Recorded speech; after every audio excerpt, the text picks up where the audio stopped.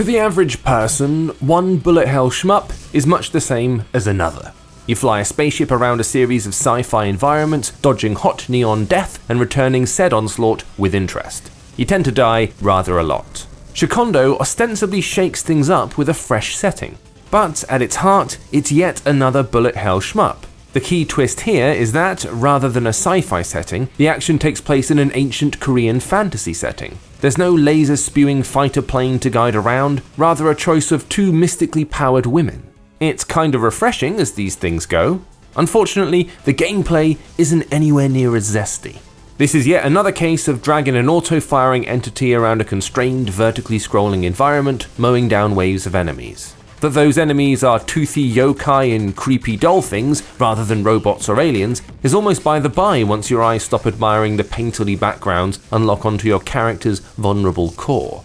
In fact, there's a weird lack of punch to these encounters. It's difficult to put your finger on, but there's no sense of urgency or drama to the combat, while boss battles are an exercise in calm-hearted persistence.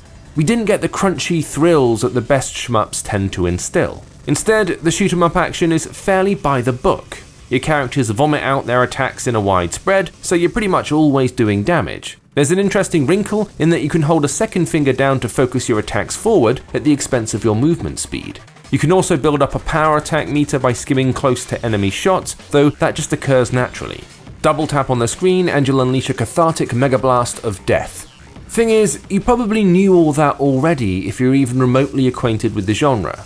Shikhondo might present itself with a fresh skin, but once you get down to the nitty-gritty, it's much like any other bullet hell shooter you might have played on your smartphone over the past decade. It looks fine, the setting is fairly distinctive, but Shikhondo is a staunchly traditional shooter at heart, and a fairly ordinary one at that.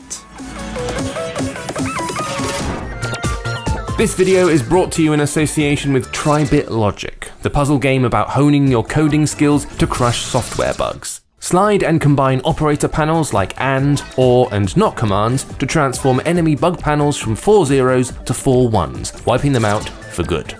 Previously available on mobile, Trybit Logic is now out on Nintendo Switch. Head to the eShop now if you want to grab a copy.